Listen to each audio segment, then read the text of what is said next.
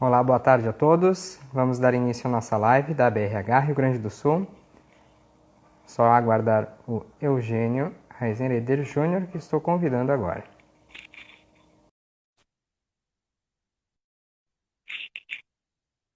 Estamos aguardando o professor Eugênio. Agora sim. Boa tarde, Eugênio, tudo bem? Boa tarde, tudo bem? Tudo certo. Estamos dando início aqui à nossa transmissão pela ABRH Rio Grande do Sul. Só aguardando mais um momentinho, o pessoal se conectar. Aparece o aviso para o pessoal vai chegando na nossa live.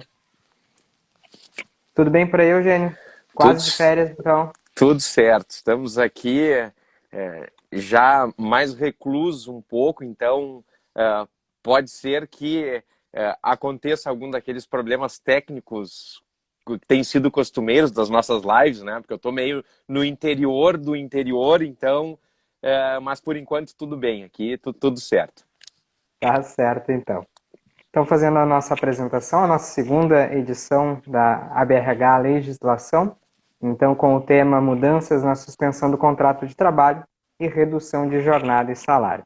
Então, está comigo novamente o professor Eugênio. Eugênio, eu vou deixar a apresentação contigo, porque é extenso o teu currículo, né, Eugênio? Imagina. Boa tarde, pessoal. Agradeço mais uma vez a oportunidade, Dr. Douglas, da BRH, pelo convite. Né, a nossa primeira edição sobre esse tema não conseguiu exaurir, né, Douglas, tudo aquilo que a gente tinha de dúvidas, de questões, e por essa razão, então, a gente novamente se reúne. Mas, basicamente, eu sou advogado trabalhista, professor da PUC, da Escola de Direito, e tenho como ofício, como hobby e como vocação o direito do trabalho. Então, na verdade, essas credenciais aqui, Douglas, eu acho que são as que eu mais me orgulho, né, de advogado e de professor, e o resto tudo é acessório. Tá certo, então, Eugênio. Vamos dar início, então, às nossas conversas. Provavelmente o pessoal vai chegando, as dúvidas vão surgindo novamente, mas deixando claro que a nossa live estará gravada, tanto na rede social da BRHRS, quanto no YouTube. Então, logo após a transmissão aqui, vai estar disponível aí para vocês acompanharem. Vamos começar pelas perguntas, né? Essa é uma live bem prática, vamos dizer assim, sem Um muitos bate-papo. rodeios, bate-papo, né? Mas antes disso, Eugênio, até fazer um comentário, a sua participação no seminário que teve essa semana da Associação Sul-Rio-Grandense de Direito do Trabalho, foi bem extenso, eu acompanhei, principalmente a tua participação, e até um panorama geral para comentar quem não Claro. participou desse seminário, né? Perfeito. Foi o primeiro seminário, Douglas, internacional da Academia Sul-Rio-Grandense de Direito do Trabalho, né, da qual tenho a honra de integrar, e a gente fez um apanhado geral dessas questões relacionadas à pandemia. Então, houve convidados de Portugal, houve convidados da Espanha, trazendo a experiência deles, né, já que afetou tudo e todos ao mesmo tempo, e a gente teve a oportunidade de debater coisas bem interessantes. E uma delas foi justamente a parte, o painel que eu pude participar sobre as audiências telepresenciais. Né? E sobre esse quesito das audiências telepresenciais, a gente tratou que já era um rumo, não é, muito próximo, muito provável antes da pandemia, essa adoção não apenas do processo eletrônico em si, mas da prática dos atos processuais, Douglas, que costumavam ser os atos processuais típicos presenciais, né? Audiência inicial, audiência de instrução, sessão de julgamento junto ao Tribunal Regional do Trabalho, e desde a implantação do TRT, isso já era um caminho praticamente certo, né? O que a pandemia fez foi trazer isso de uma forma muito imediata e acelerada. E, obviamente, né, que como tudo aquilo que é feito em emergência, como tudo aquilo que é feito em situação de urgência, acaba trazendo alguns transtornos. Então, o que a gente ponderava e que debatia, e tive a oportunidade de falar junto com o Dr. Rodrigo Trindade, que é juiz do trabalho, foi presidente da Matra, também membro da Academia Sul-Rio-Grandense de Direito do Trabalho, a gente trocava, então, experiências para verificar como as empresas vão proceder diante dessas dificuldades, às vezes até mesmo de logística, né? Porque a gente tem preposto em um lado, tem advogado da empresa em outro, advogado reclamante em outro, juiz em outro, e por vezes a própria logística ela acaba sendo difícil, né? A logística, digo, nem todos têm uma estrutura boa a todo tempo para que se possa realizar esse tipo de ato em um meio razoável, mas também uma preocupação, Douglas, muito grande com a isonomia processual. Né? Como que a gente vai garantir, por exemplo, que o depoimento de uma parte não seja ouvido pela outra? Né? Como que a gente vai garantir aquelas regras processuais da incomunicabilidade das testemunhas? Então, isso tudo são preocupações que vão além daqueles aspectos estruturais, né? A gente tem sempre uma preocupação muito grande com a boa-fé no processo, como eu disse, né, o próprio princípio da isonomia. Então, a gente chegou a uma conclusão, e basicamente conversando com dirigentes de associações representativas de classe, da AGETRO, da própria OAB, da SATERGS, de que quando fosse determinada a audiência de instrução, ela somente poderia acontecer com a anuência das duas partes. As audiências iniciais têm ocorrido, não tem sido nenhum tipo de empecilho, mas para que as audiências de instrução fossem acontecer, seria importante que tivesse a convergência de vontade, né, das duas partes. Então, uma petição em que o advogado concorda com a realização da audiência, isso falando especificamente sobre a pandemia, né, Douglas? E aí o juiz, numa outra oportunidade, vai designar a audiência de instrução, assim que possível, de forma presencial. Mais do que nunca, o diálogo é o fundamental nessa ocasião, seja para as nossas relações com colaboradores, com colegas de trabalho, seja também na questão de justiça do trabalho, de litígios, né, Eugênio? Exatamente, sem dúvida, né? A força do diálogo é sempre importante. Perfeito.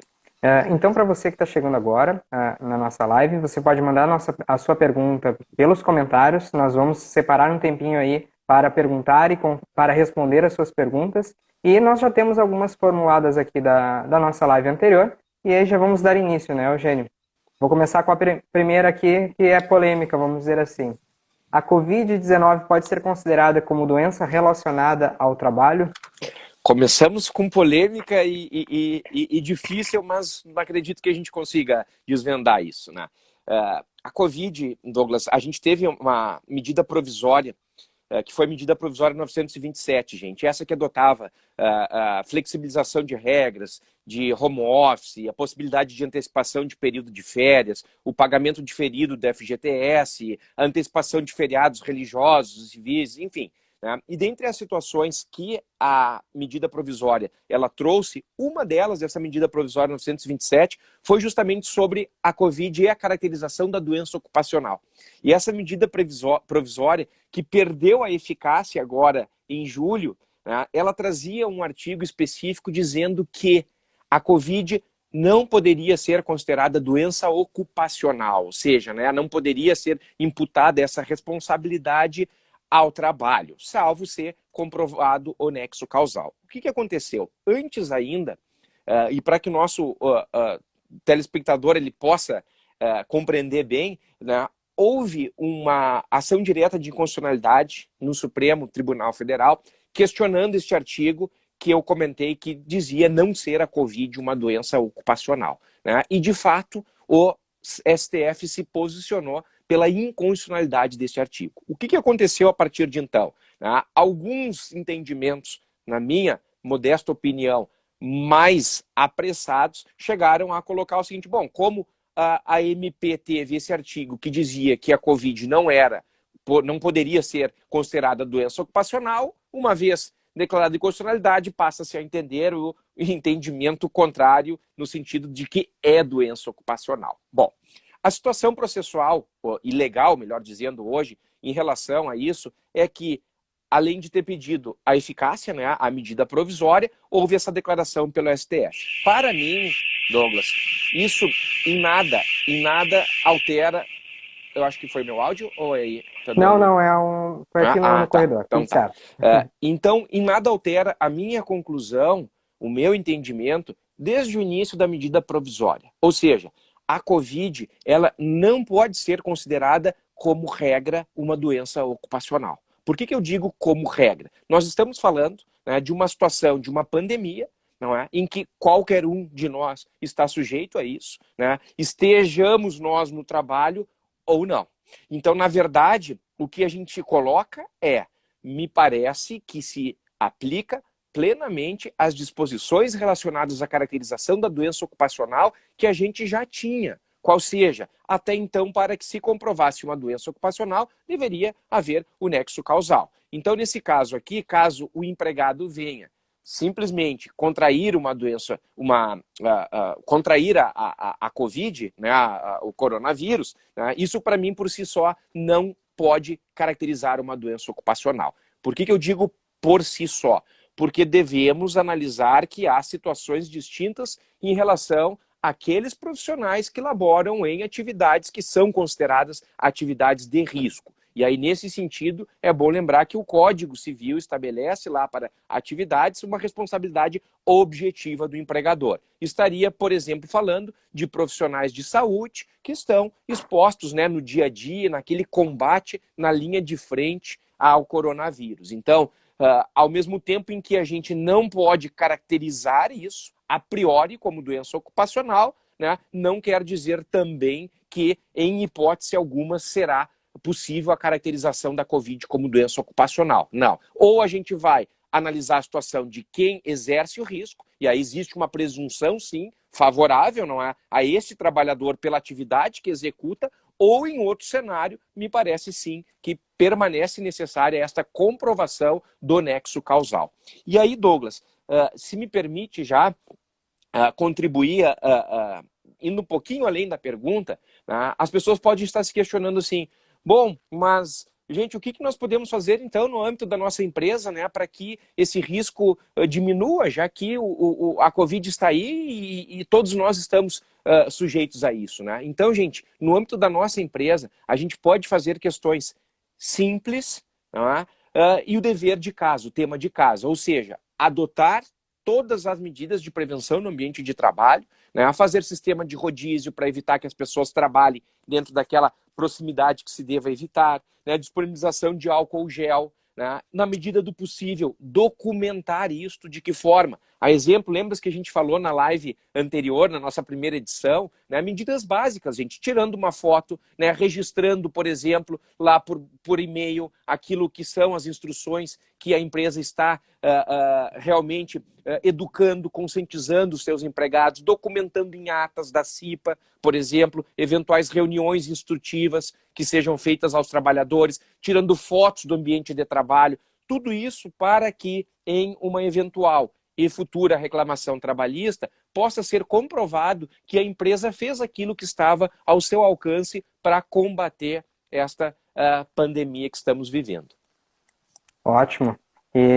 E tanto em relação à questão da responsabilização objetiva ou subjetiva, esse é um assunto, claro, muito atinente ao direito e aos operadores, mas não estamos reinventando a roda relativa a esse assunto, né, Eugênio? Perfeito. Não há absolutamente nada de novo, né? Até pelo contrário, a própria lei previdenciária, a lei 8.213, lá naqueles artigos que trata de acidente do trabalho, doenças ocupacionais, para quem quiser depois examinar, fica lá no artigo 20 da lei 8.213, há excludentes expressas, Douglas, no sentido de que doenças endêmicas e situações que todos estão submetidos, como é o caso agora, né, não são classificadas como doenças ocupacionais. E nem poderia, ao meu ver, ser diferente, né, responsabilizar o empregador na medida em que todos nós, o poder público, todos estamos sujeitos a esse triste cenário que estamos vivendo, né?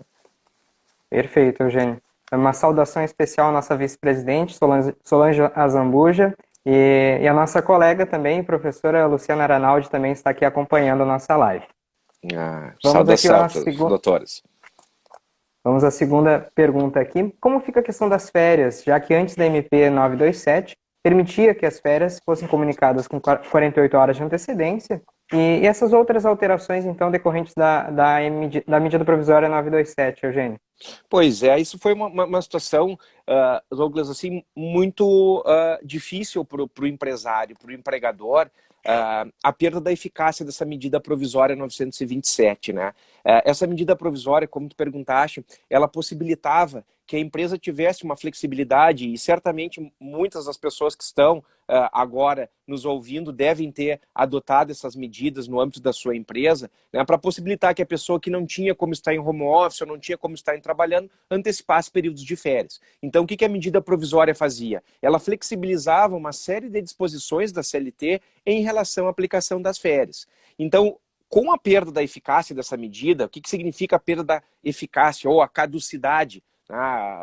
É comum a gente ouvir nos noticiários que a medida caducou, quer dizer, ela perdeu a sua vigência, a sua eficácia. Então, como ela perdeu a sua eficácia, retornam as regras normais para a concessão de férias. Então, a partir da perda da vigência da medida provisória 927, a empresa deve retornar à formatação anterior em relação à concessão das férias. Então, basicamente, algumas questões bem práticas e pontuais, Douglas, para ficar bem acessível, não é? Sem o chamado juridiquês para o nosso ouvinte, para o nosso parceiro que está aí nos escutando.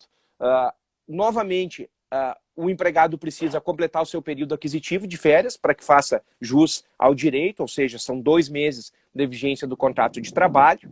As férias não poderão ser comunicadas como a medida provisória colocava em 48 horas de antecedência. Há necessidade de um aviso prévio de, no mínimo, 30 dias de antecedência, né, para o empregador comunicar isso ao empregado, comunicar isso mediante recibo, inclusive, a CLT trata.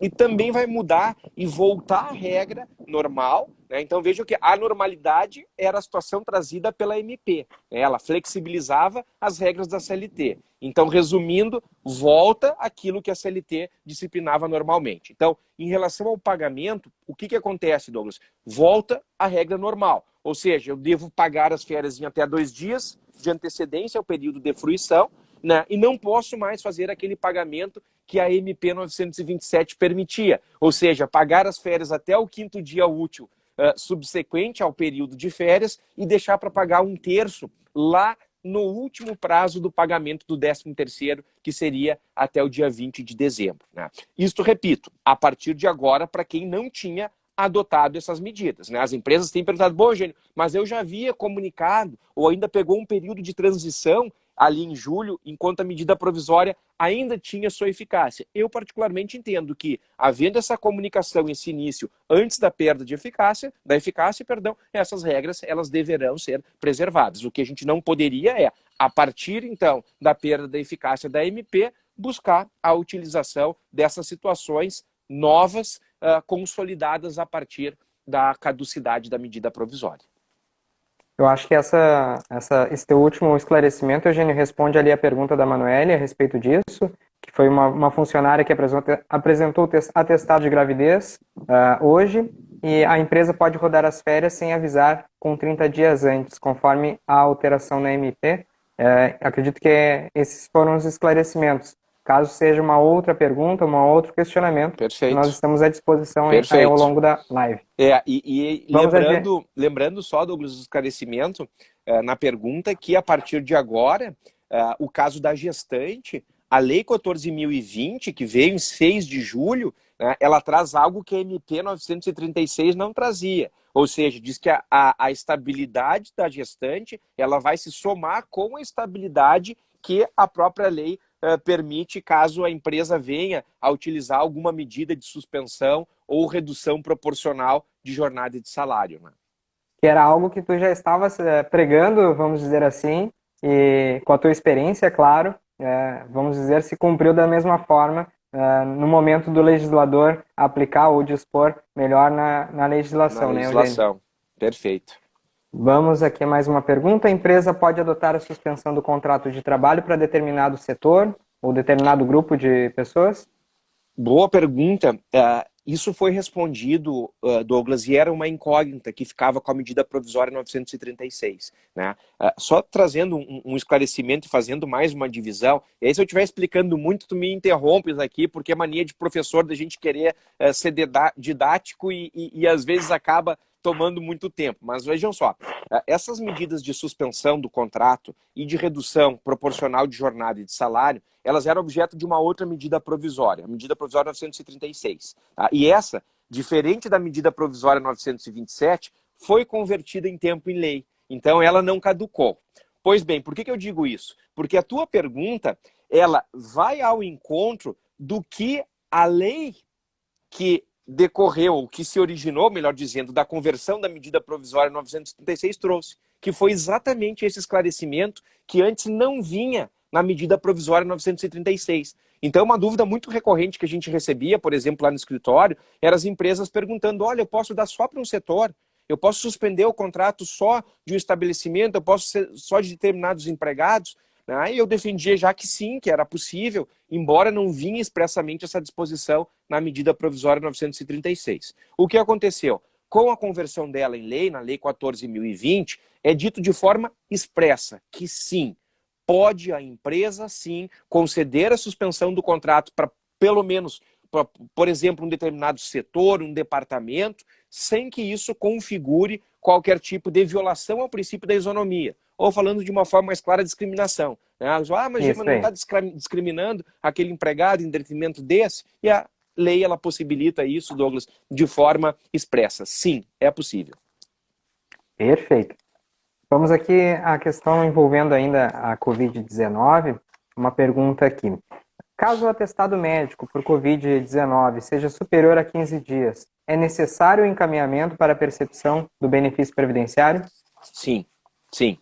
É necessário, né, uma medida já, na verdade, normal em relação a doenças, né? E aqui lembrando que não há nenhuma distinção nesse período de 15 dias quando a gente fala de uma doença ocupacional, uma doença desvinculada ao trabalho ou acidente do trabalho. Né? Então, os 15 dias são 15 dias de atestado médico e depois há, sim, o encaminhamento para a Previdência Social para receber, então, o benefício previdenciário. Né? No meu entendimento, o auxílio doença, o B31, e não o B91, porque entra na linha aquela, né, da questão de não caracterizar, em tese e a priori, a doença ocupacional. Perfeito. E qual a sugestão quando o empregado ou empregada tenha um caso de Covid-19 na sua residência e não é fornecido, então, um atestado médico?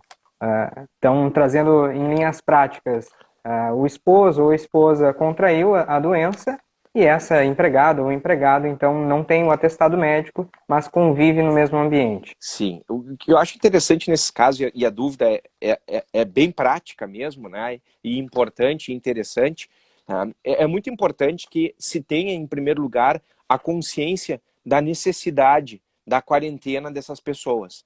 Porque a gente está falando de um convívio num âmbito residencial, num âmbito familiar, então é uma probabilidade muitíssimo grande de que uma pessoa no âmbito familiar desenvolvendo, contraindo o coronavírus, os demais também poderão contrair. O que eu tenho recomendado, Douglas, nesses casos em que se constata, no âmbito do serviço público de saúde, o simples fato da pessoa ir e de noticiar, até onde eu tenho a notícia, pelo menos nas empresas de trabalho, não estava havendo nenhum tipo de problema, né? Porque o médico dava uma recomendação, sim, que ficasse em casa até que fizesse o exame. A pessoa tem direito, inclusive, a fazer o exame nesses casos, né, para testar. Basta informar o CPF da pessoa que foi diagnosticada com a Covid, né, que o médico dava um encaminhamento. Então, nesses casos em que possa ter algum tipo de problema, que eu acredito que agora não está tendo mais, até mesmo pela disponibilização dos testes pela rede pública, seria uma dica interessante procurar o próprio médico da empresa.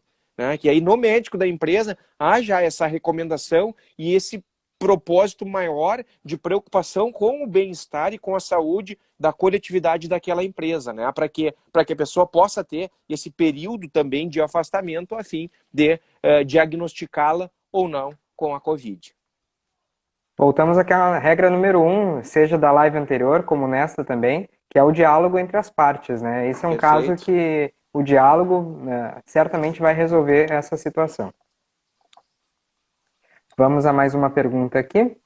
Se o empregado tem menos de 6 meses de contrato de trabalho, ele pode fazer parte daquele programa do governo, do benefício emergencial?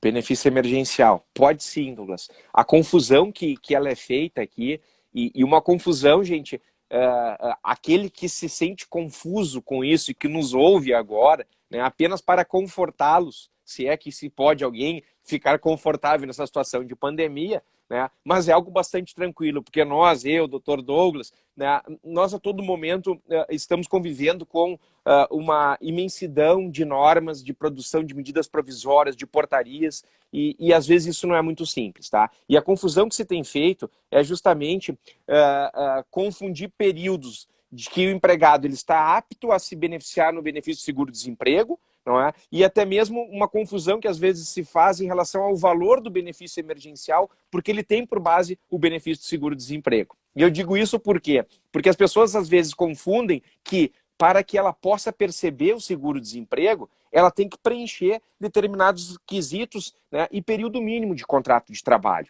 O que não ocorre aqui para fins de o trabalhador ser elegível, ou seja, para ter direito ao recebimento do benefício emergencial. A Lei 14.020, ela coloca de forma bastante expressa isso, né, que não há nenhum período mínimo, nem período de carência para que o empregado possa ser beneficiário do benefício emergencial. Então, independe do período contratual. E só para esclarecer, o benefício emergencial aquele da medida provisória, não o benefício emergencial aquele de R$ 600. Eu acho que esse foi um grande equívoco na parte governamental de criar nomenclaturas muito similares, né? Eu recebi muitas perguntas, às vezes, e aí eu questionava, não, mas essa regra aqui é de outro benefício, não é o que nós estamos tratando aqui na empresa. Então, é sempre importante destacar e distinguir um benefício do outro. Perfeito. Bem lembrado. Vamos aqui. Pode ser estabelecido uma redução de jornada de trabalho e salário, ainda aquela da então medida provisória, daquela prevista em lei, por exemplo, uma redução diferente daquelas de 25%, de 50%, ou mesmo de 70% de jornada e salário? Pode sim.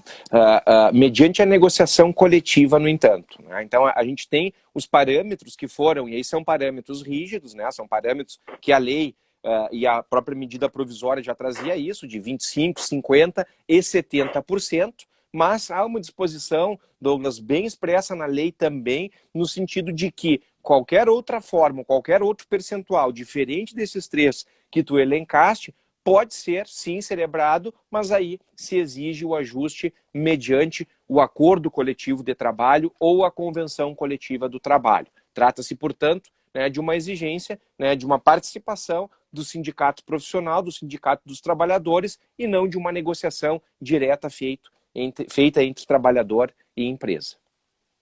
Inclusive, na legislação, até complementando a resposta, né, Eugênio, tem dispositivos de que se até X% tem um determinado valor de benefício e assim por diante. Está disposto na legislação esse regramento. Uma saudação também para a Marília Lima, também que está nos acompanhando. E vamos aqui a mais uma pergunta.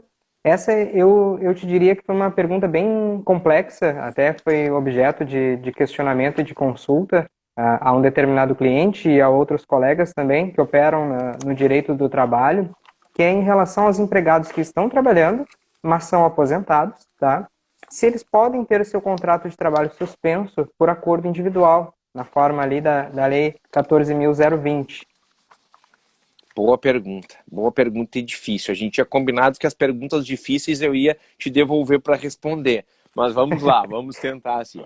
Eu te ajudo. Vamos lá, não.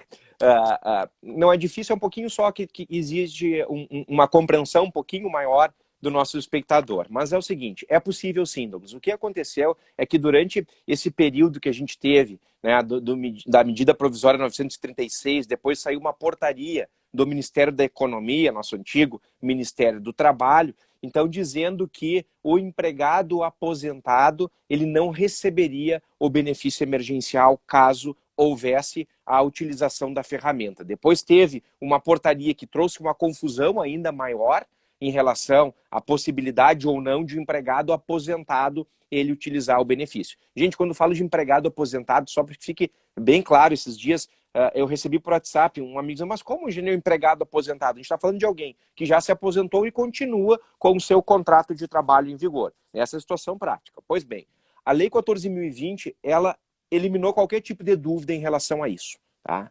Ela disse o seguinte, que o empregado aposentado, ele poderá ser beneficiário dessas medidas de suspensão do contrato de trabalho e da redução proporcional de jornada e de salário, porém, o benefício emergencial ele ficará a encargo do empregador. Então, o que a gente vai ter que observar? As mesmas regras de utilização do benefício em relação aos demais empregados. Então, para que seja a minha resposta bem objetiva, a pergunta é: pode o empregado aposentado fazer uma negociação de suspensão do contrato ou redução da jornada? Sim, pode. Né? O que é preciso para fazer este acordo individual? Observar aquelas disposições e as faixas salariais que são colocadas pela Lei 14.020, né? Eu digo as faixas salariais para verificar que empresas que tiveram o faturamento em 2019, deixa eu pegar aqui a minha colinha dos valores para que não... Superior a 4,8 milhões. 4,8 milhões, isso. Eu já decorei esse número também. Já decorei. Esse eu decorei. Tem a outra só que é a dos salários, né? Porque assim, a empresa que recebe, que faturou, melhor dizendo, até em 2019, até 4,8 milhões, ela tem uma regra. E as empresas que faturaram acima disso têm outra regra. Qual é a regra? A regra é que para aquelas empresas que faturaram até 4,8 milhões, o aposentado ele se aplica naquela regra de ajuste individual, né, para salários de até 3 salários mínimos, que daí daquele valor de 3 mil, o valor exato, eu tinha escrito aqui, que dá 3.189?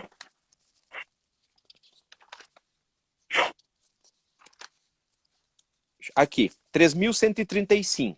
Né? 35. Isso. E para aquelas empresas, isso para as empresas, né, que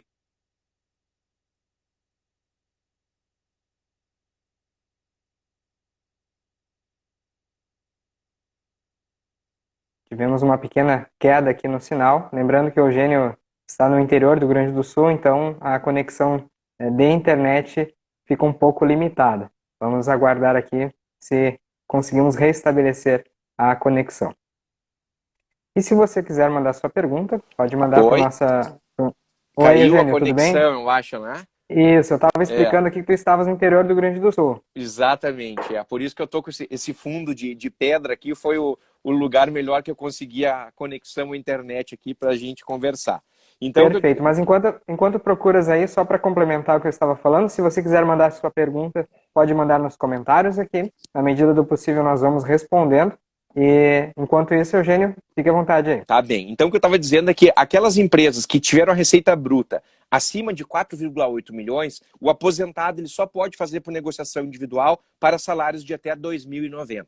Se a empresa ela se enquadra naquela faixa, não é até os 4 milhões, 4,8 milhões, o valor do salário que possibilita o acordo individual dos aposentados será de até R$ 3.135. Lembrando que caso se enquadre como empregado hipersuficiente, que é aquele que recebe 2 vezes mais o teto da Previdência, ou seja, salários superiores a R$ 12.202,12, e que tenham curso superior, estes também podem fazer independentemente aqui de ajuste individual ou coletivo a negociação de suspensão do contrato ou redução proporcional de salário e jornada.